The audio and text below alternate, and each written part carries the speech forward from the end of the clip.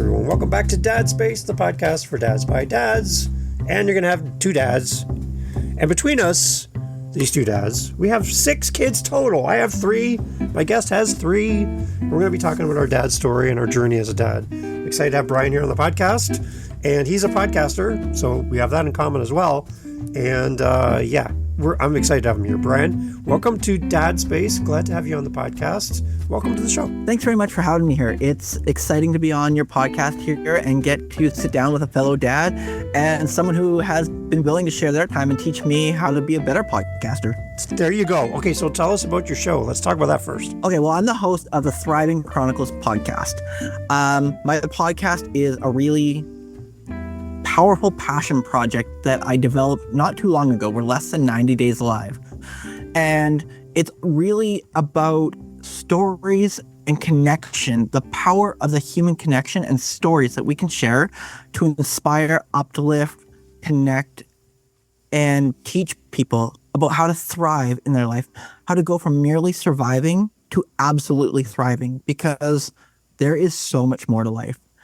There's so much more, but the whole piece to it is we've all walked through seasons. We've all walked through trials and tribulations. We've had to adapt, conquer, and overcome.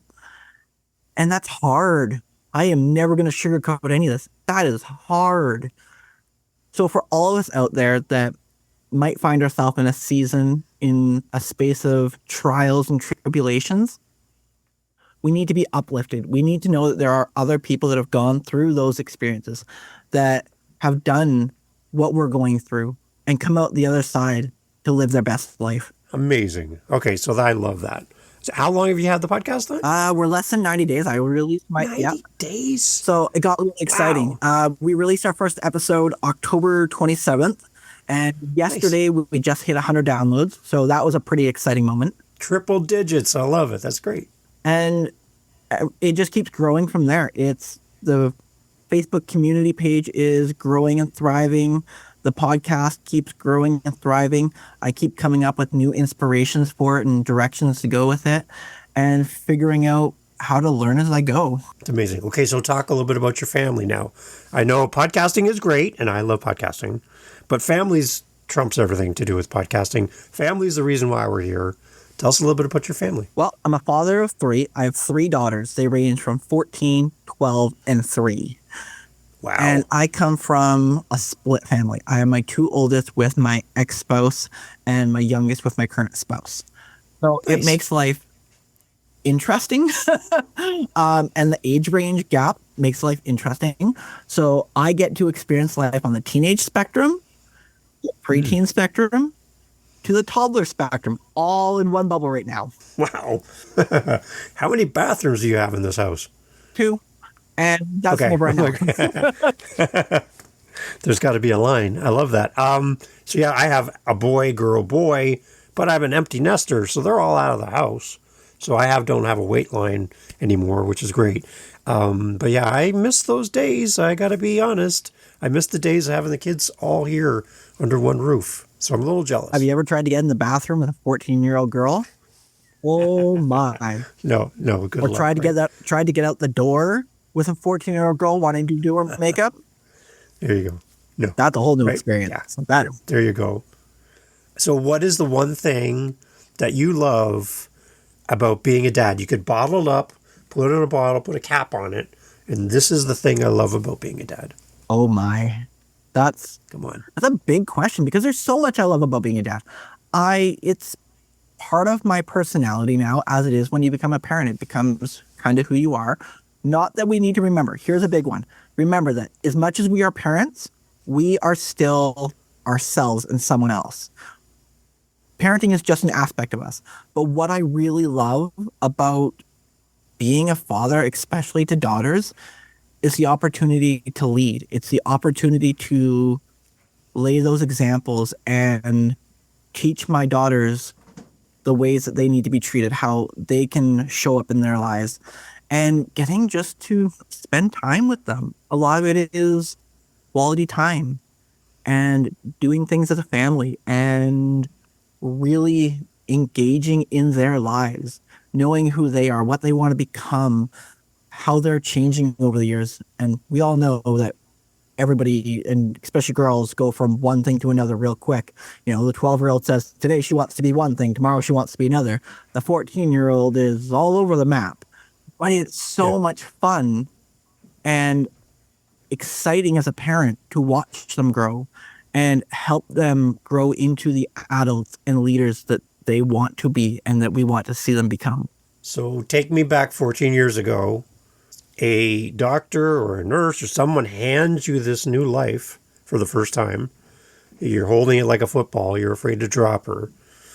What is going through your brain in that first few moments when you finally kicks in that you are now no longer Bryan, the guy who can just do whatever you want, whenever you want, not really responsible for anybody else, your partner, but not really responsible for anybody else.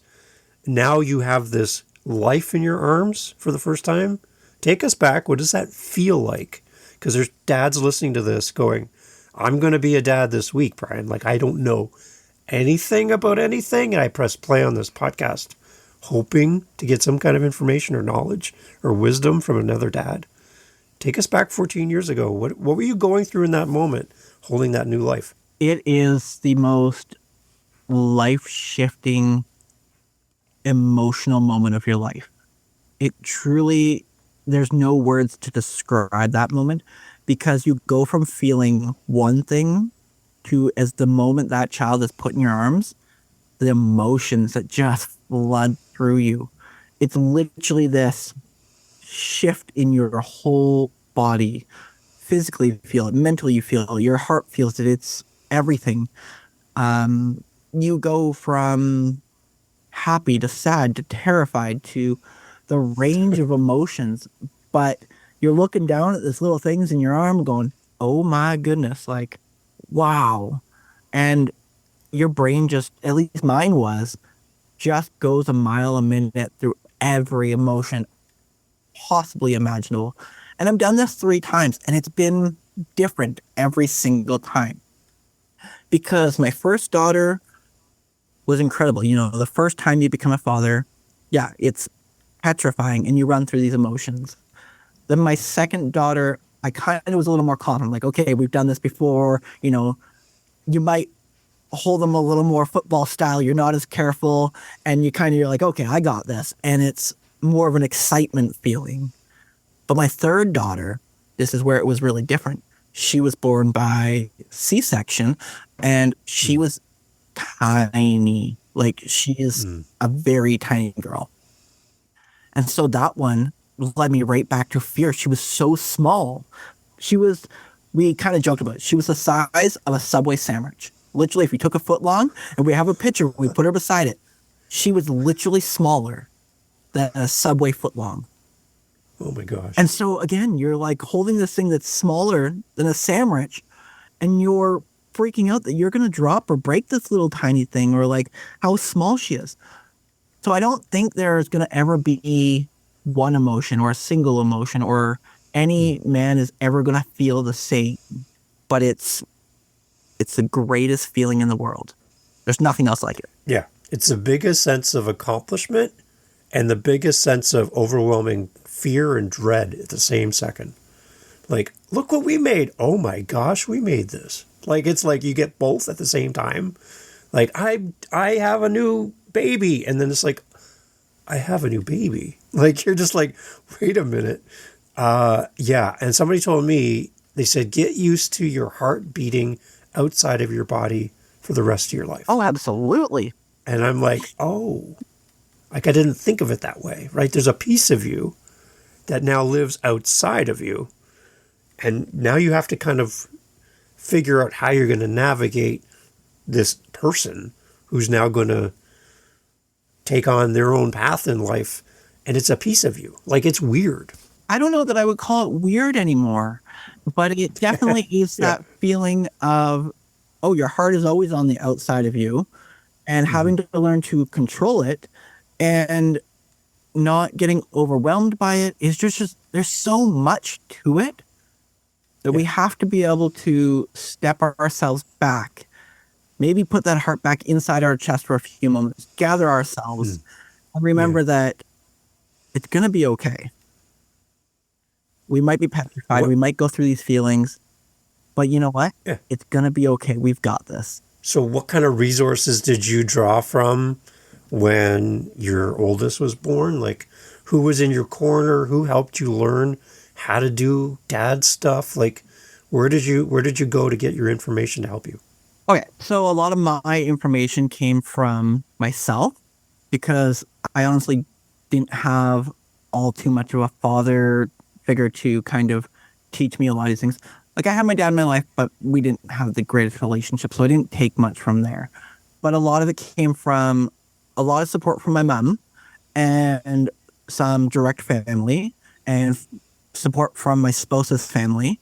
And it really just came from being willing to learn, being open to learning, knowing I was going to mess up, knowing that things were going to go completely sideways, and there was going to be a lot of poop to deal with, physically and metaphorically.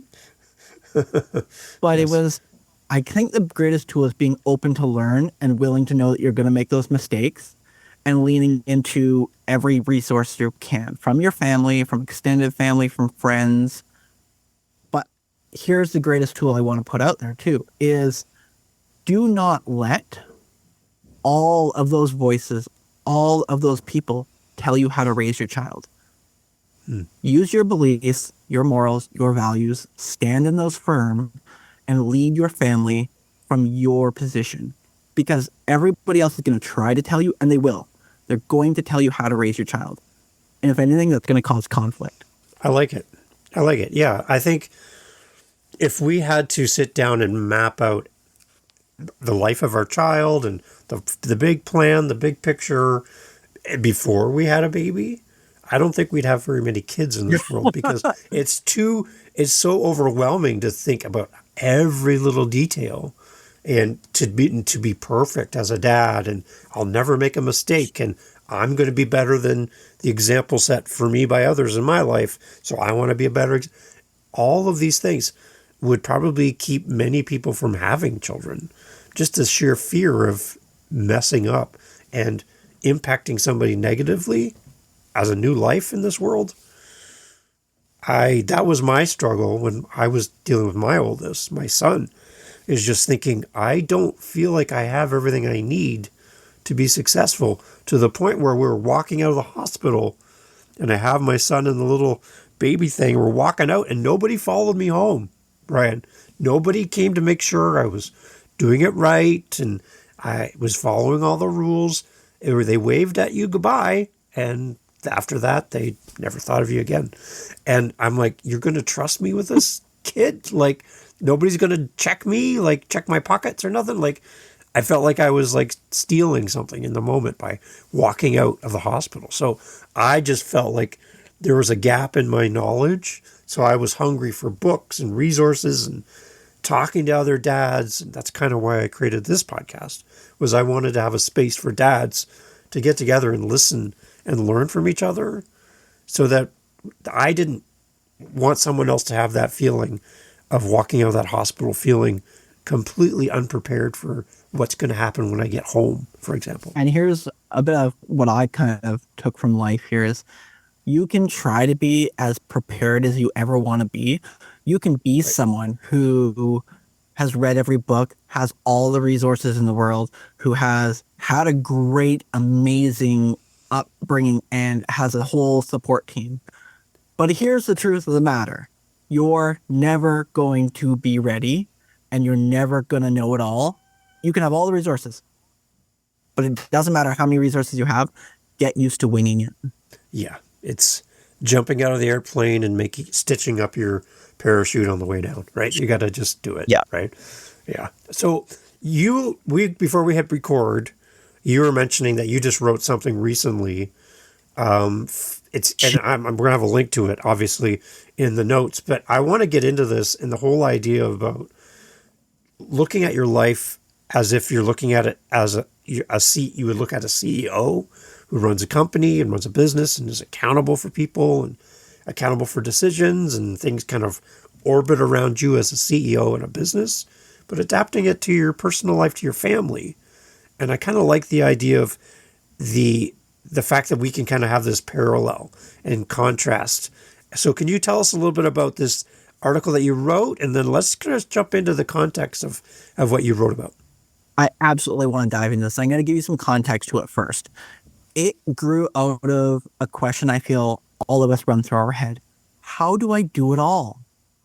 How do I spend enough time with my children? How do I keep the house clean? How do I look after myself? How do I make sure I give quality time to my spouse? How do I look after the animals? How do I do it all? And it kind of led me to this position of wanting to look at it like a business model almost. I come from a very entrepreneurial background. I come from a very business minded sense. And I looked at it and went, well, the most successful people in the world and CEOs and inspiring people all treat their life a little bit like a business. They time block, they structure, they lay out a plan, they have a structured idea of how things need to be, and they don't deviate it. They have a baseline of this is what works, this is what I need to do, and how we're going to go. So I wrote a giant article, and I called it Building Your Life Like a CEO. And that means basically turning your life into a point where if you want to be successful and you want to do it all, you need to raise your bar to a whole new level.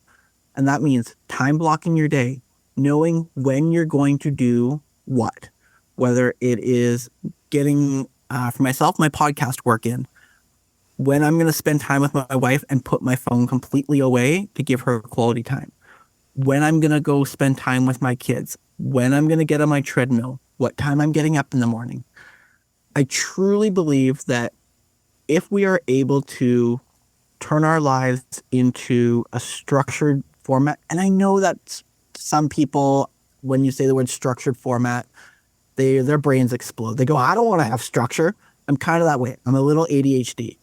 So for all the other dads out there who are probably like me, who the word structure scares the crap out of you, don't want to do it, you want to fight back, we got to get over it. Because to be able to show up for our families, for ourselves, for our work, for everything we want to do it all, we have to put in a framework of structure. And it's okay to be fluid about it. It's okay to let things be flexible because you have to allow for that. But for the majority of it, we need to incorporate everything we can in the right places, at the right times, in the right positions to really accomplish it all. And here's a secret. When we show up for ourselves and we show up for our families, our spouses, they find it kind of sexy. There you go. It goes both ways. When we create a space of consistency, a space of love and safety, our spouses see it. Our children see it. And this circle starts to be created where we're showing up for everybody and proving that we're accountable and creating safety and structure. I want to put it in this context. Our wives, women in general, mothers, already have this overwhelming sense of they need to look after everything. They need to plan. They need to protect the kids, protect themselves. They want safety, consistency. They want this stress ball that they've already got going just purely from being a mother. Mm-hmm. What if, as men, husbands, we were able to step up so much that we could alleviate a massive amount of their stress, anxiety, need for protection and safety? What if we stepped up so much and showed up so authentically and powerfully that all of a sudden they felt safe, they felt protected, they felt comfortable? And how much more energy would that give them to be able to complete your circle? So I'm rambling here, and it basically dives into the concept of let's put some structure into our life, treat ourselves a little bit like a business to do everything we want to do and complete the circle in our life and have better relationships and have better communication and have better safety and connection. I really, truly believe that if you want to be successful, if you want to do everything, you need to have a bit of a plan. And that will help you to be the ultimate dadpreneur then. Essentially, it is all about your family. And that's a huge aspect. And I'm all about everything I do is purely about my family. To me, I want to lead with legacy. I want to lead with leadership. I want to lead by example. So I guess being a dad really to me is all about how can we show up for our families? What do we have to do to step up? I think the one big lesson I learned having our first born, there was like a 5-year gap between our first and our second, and then like a 2-year gap between our second and our third. But that 5-year gap was just the three of us. And what I figured out about my dad in the process of being a dad was my dad was always my dad. Like, it was like my whole life. From the moment I met him, he was my dad. But he didn't know anything either at that stage about being a dad, just like I was living it in the moment. I just saw him as my dad. He just knew how to do everything. And he knew how to be a dad because he's my dad. Like, it's just, there's no question in my mind. But not realizing that he was in his early 20s as a new dad with me, still trying to figure everything out just like I was, with even less resources back then, because I'm quite old, that he had less resources and he was still trying to figure it out. And I don't know if growing up as a teenager, if I gave him as much grace, because he was learning in real time while being a dad, having never been a dad before, with really no support in to be a dad, and trying his best, but failing sometimes, but sometimes succeeding. But I don't think I ever saw him as a human. I saw him as a dad, right?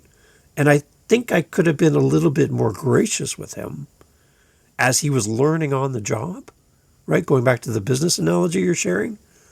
I think I probably could have given him a little bit more space because I was expecting to be a perfect dad, but he was just learning on the job, just like I was.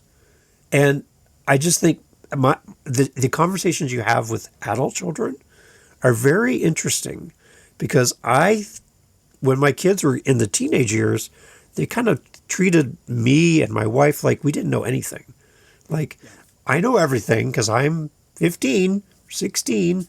I know it all, and you know nothing. But as they got older, they realized how smart we really were because they're like, oh, life is hard. And it is tough to go to work every day, and it is tough to put food on the table and all that stuff.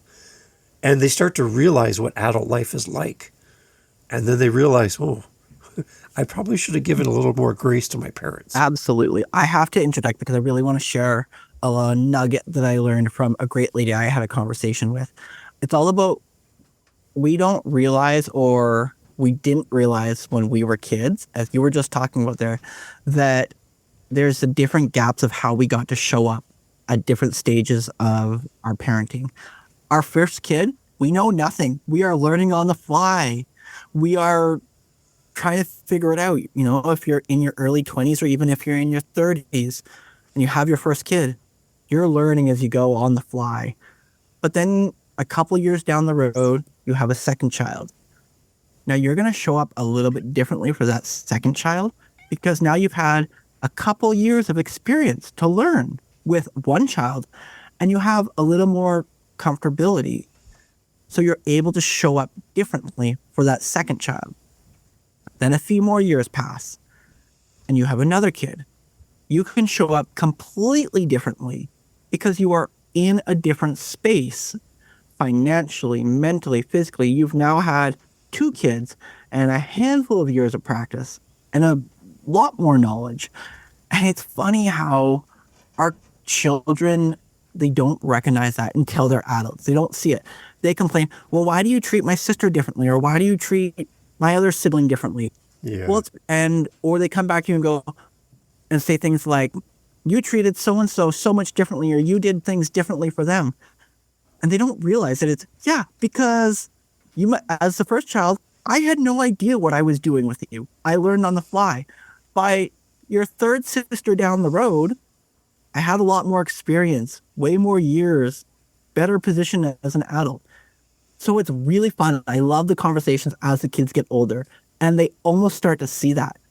And we have to realize that we showed up differently in all those stages because we were learning. So give yourself that grace and don't feel like I fucked up my first kid. I screwed up everything with my first kid. No, you were learning on the fly. And you can do so much just because you think, oh, well, I treat my other third child so much better. Well, it's because you had all these years of experience and years to grow. Exactly. So, as you're going on about there, as the kids get older, you get to have these really cool conversations. The conversations I have with my 14-year-old now, some of them are pretty cool. I love that. And the other curveball is just because you have more than one child doesn't mean every child's the same as the other one. Oh, no. So each of the kids are different. So not only are you different, the situation's different, your children's different, everything is different. So if you think, oh, I'll just have another one, it'll be just as a copy of the first one. How different can they be, right? Very. Let me tell you about my family. I have an oldest sister, a middle brother, and myself. We are three of the most different children you've ever met. People swear that I must be adopted because we are all that different. Same mother, same father, grew up pretty close, pretty much the same way, but I can't say there's much about us that's similar. So yeah, and even my kids now, my oldest, very different from my 12-year-old, and I'm sure my 3-year-old will be very different than my two oldest. So you never, ever, don't even think you're ever going to get the same kids because it ain't going to happen. And then for you guys, you also have a new relationship with your new partner, right? So now you have a different dynamic there, a totally different dynamic between the two of you. And then your youngest has a different dynamic with the other two. So you have so many moving pieces happening within your home. For you as a dad, there's somebody listening to this, and this is kind of similar to their setup and what they're living right now. How do you approach this? How do you parent? And is it the same? Like, you try the same things, or do you parent separately for each of your kids? Mine is a bit of a unique story because I think we've done things very different. And I really, really want other men and fathers out there to hear this. Just because you're separated doesn't mean the person you separated from is the enemy. Do not ever put your kids as a pawn, as a tool. And I know, and it's really painful to see a lot of these stories and watch families like this happen where the kids get put in the middle of these wars because two people can't seem to remember that it's not about them, it's now about your kids. So for all the men out there who are dealing with the toxic, narcissistic, like the evil or the awful other side, I get it. It sucks. There is a better way to do it. And we don't need to go to war. Please don't put your kids in the middle. But for myself, it is this ability to be best friends with my ex. I have a hard time. I don't even like using the word my ex because I feel that puts a negative connotation on it. She is still my friend. We just realized that we were different people, had different lives, needed different things. So we separated. But everything, every day, we've shown up and agreed. We are parents. That comes first. We raise our kids as parents. So we show up as partners, as co-parents, as friends, and truly parent in the style of understanding our kids come first. I don't care what we feel about each other. Our kids come first. And then even with my current spouse, she's amazing because she's come in and because I've been able to be so clear about, yes, my ex-partner with our kids, we're friends, we're very close, we talk lots. She's a part of our life. That's how it's going to be. You don't get to come in and try and put a wedge or separate or change the parenting style. So everybody has to work together. There is two separate sections to how our life works. We get to be parents and adults and people out here, and then we get to be parents. So there's the aspect of everything that we do in our lives when it comes to the kids is about what's best for them, what is healthiest for them, what sets the best example for them. How do we show up as the best possible people for them so they can learn that just because things in life change, just because relationships change, does not mean you have to be an awful parent or things go to hell or kids get used as pawns and you go to war. It doesn't have to be messy. All right. So what was the thing that made you want to sit down and write this CEO version and concept for your home and family and being a dad? What was the spark? What was the idea? Where'd it come from? Well, it really comes from, as I kind of said there, about feeling this tug in myself about how do I do it all? How do I alleviate the overwhelmed feeling? I'm sure that you've been there. I'm sure there's so many dads out there that we get this feeling of overwhelming. We want to do it all. We want to be able to go to work and bring home a good income. We want to spend enough time with our kids. We want to spend enough time with our spouse. We want to everybody get in some video game time or watch the hockey game or do something for ourselves. Then we've got the animals to look after. Then we've got everything else. And we can find ourselves in a space of pure overwhelm. So it really came, and that's where I was at. I just got really feeling overwhelmed. Like, how do I do all this and do it well? And I went, okay, I need to start putting some tools and processes and time blocking and do it better, I guess. That's the best way I could describe it. I wanted to do it better. I knew I could do it better. I wanted to be a better father, a better husband. I wanted to step my game up that little bit more, but I didn't want to be overwhelmed. So what was I going to do about it? And coming from my background of business and entrepreneurship, I looked at the people who are successful, who are doing that. One of my kind of favorite people to look at in that spectrum is someone who you'll get like Elon Musk, where that man does not stop. Now, he's wired much differently than most of us. Yeah. Oh, but from an aspect, you see him doing all this stuff, and yet he still has a family, and you hear him talk about his family and making time commitments for his family. And I see other entrepreneurs and very successful multimillionaires and just great people across, even in my own personal life, who are using those tools. So I kind of thought to myself going, well, if they're doing it and it's working for them and they've got I guess I could try it. What's the harm? I kind of have this motto in life of if there's even a 1% chance of it working, why not at least try it? See where it takes you. Get curious about it, implement it, and see what happens. I think that's kind of like a core staple of even being a father and a parent. You know what? If there's a 1% chance of this working, let's give it a shot. Let's get curious. Let's have some fun with it and see where it takes us. And let's teach that to our children. I want my kids to be curious. I want them to try new things. I want them to take risks. I want them to enjoy life like I'm enjoying it and not be afraid to try big, scary, audacious things. My favorite teachers in school growing up were the teachers that demonstrated that they were always learning. Like they were always curious. They didn't come off like they had all the answers. They were always in this I don't know how that works. Let's figure this out. And they would learn in front of you and teach you at the same time. I always thought that was interesting because it's very humbling to admit that you don't know the answer to something.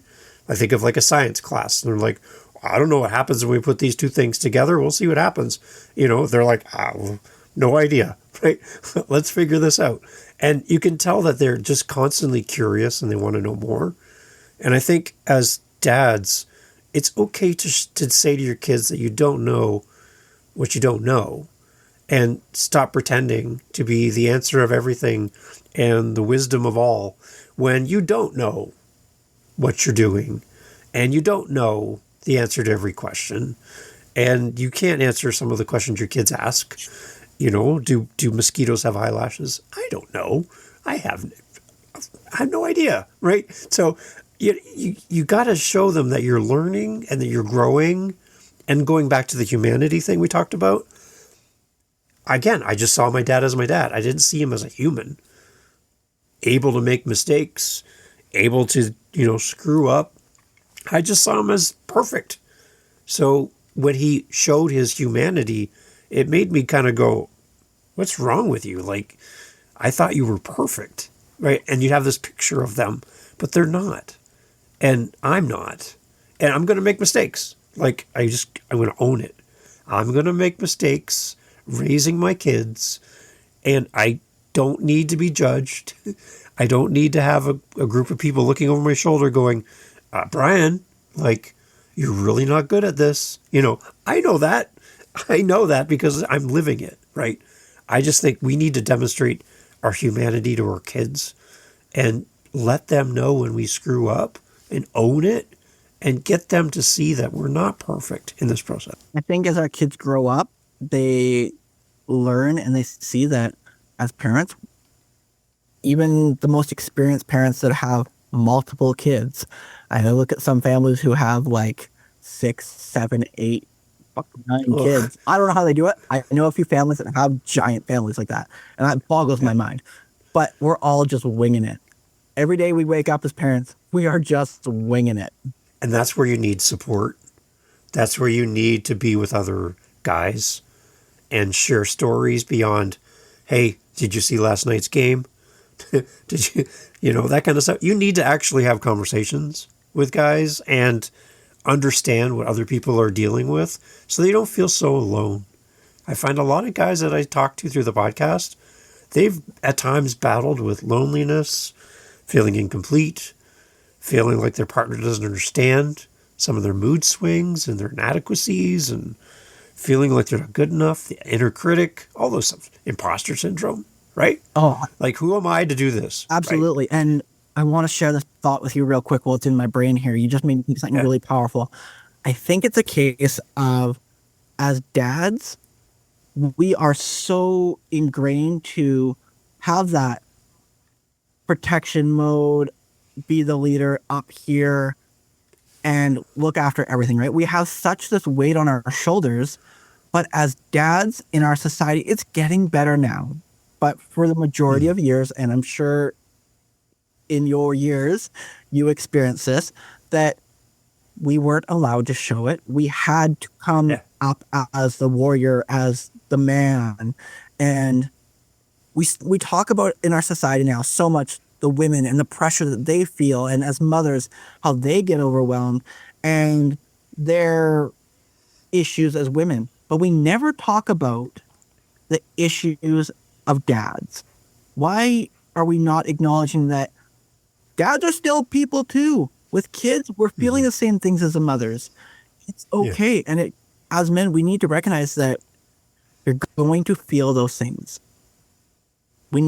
And as you just said, the key when you are feeling any of those, the overwhelm, loneliness, depression, anxiety, fear, the multi-millions of different emotions and things that are coming on top of you because of all the pressures that we have nowadays. Find a community. Find people. Whether it is as simple as these incredible dad groups that are across Facebook, whether it is a community group such as your Kinsmen, as your Elks groups, as your Masoners, something fun like that, whether it's an activity, judo, boxing, jiu-jitsu, running, the gym, find a community. I cannot stress it enough. Making friends is hard. And having a busy life as a dad is hard. But prioritize a couple of friends, a community group, an activity once a week, something to put you out there to be able to lean into. And like I said, down to the bare basics.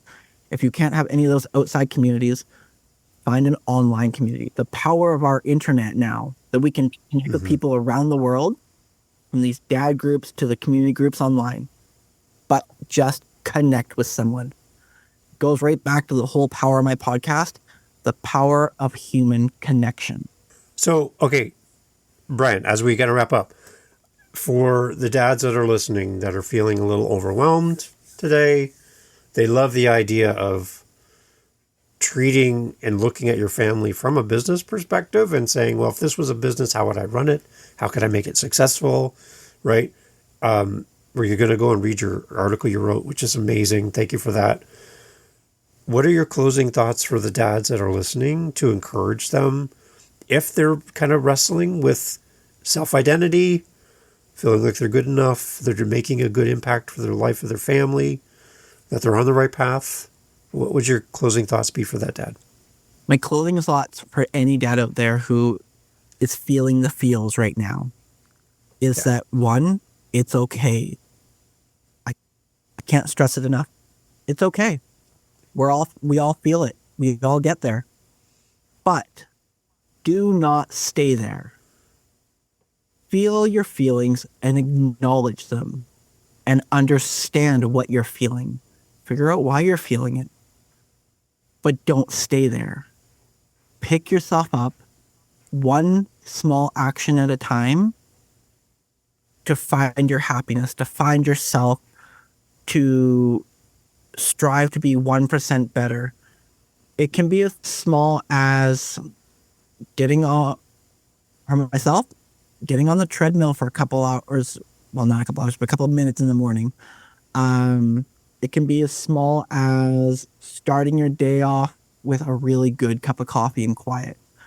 But I just want to acknowledge for the dads out there and just tell you that you are good enough. You are great. You're doing this. We're all winning it. Feel what you're feeling, but keep going. Choose to rise up and keep going. Bryan, thank you so much for making time for this. Thank you for your podcast. Thank you for the article that we're sharing as well that you wrote. And, you know, to be a light for your kids in your home, you know, the one thing that I know that dads would love to hear from the people listening, the majority of my audience, like over 60% of the people who listen to the show, Bryan, are women, which I find amazing. For a dad space podcast, focus on dads, there are a lot of women listening to this show.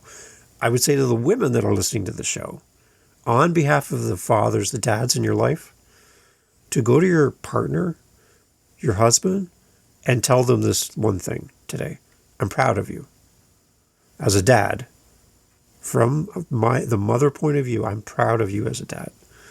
I tell you, if you do that today for your partner, for your husband, you are going to see them melt into a puddle, because we don't ask for it often, and maybe not at all. But to hear those words come from somebody who knows us intimately and deeply and loves us and has seen our ups and downs and how we struggle through life, but to hear those words come from our partner, that's like a bonus level in your favorite video game. Like, that's just like, boom. That just opens up the world to us because we trust the words coming from you as our partner. So if you're listening to this and you haven't said that recently to your partner, to your husband, do, like, when you're done here listening to Bryan, go to your partner and either in a text, better in person, but say to them, I'm proud of you, and just see what happens. I would love to hear the response. That's powerful. It's being told that our spouses are proud of us. There's nothing better. It means a lot. I love it. Bryan, remind us again about the podcast. Where do we go? Where should we start listening? Is there a starting point? What do we do? So our podcast, the Thriving Chronicles podcast, can be found across all major streaming platforms, Apple Podcasts, Spotify, any of the major ones out there. We have a fantastic growing Facebook page. We have a Substack with all of our written content in there.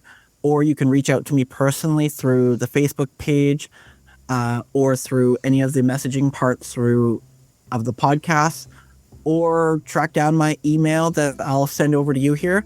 And I'm all about let's connect. The power of human connection. I'd love to connect with other dads. I'd love to connect with other moms and really inspire people, help people know that our lives are more than just merely surviving. We are meant to thrive. And if you haven't picked up on Bryan's passion yet, it's all throughout what he does. It's in his voice. It's in every word that he says. Bryan, thank you for being a part of Dad Space. I love having you here. Come back in the future. I'd love to have you back and have more conversations around this. But to you and your family, really appreciate you spending time with us. Thank you for being on Dad Space. Thank you so much for having me, David. It's been a pleasure.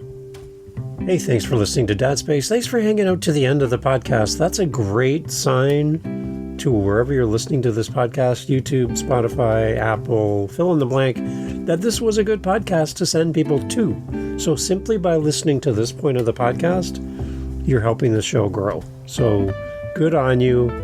Thanks for helping us grow Dad Space. If you want to help us fill our cups over at Dad Space, head over to dadspace.ca. Dadspace.ca, simple website, right? Dadspace.ca. You can fill up our coffee cup, which helps us then to keep moving forward with the podcast and use our Buy Me a Coffee link over at dadspace.ca. Thank you for being here. Thank you for supporting the show. Thank you for coming back. And thank you for sharing. Because the more people, more dads we can help, the better. We're all here to help each other grow in community. That's what it's all about. And without you, podcast is pointless. There's no reason to do any of this. So you being here means everything. See you at dadspace.ca. Take care.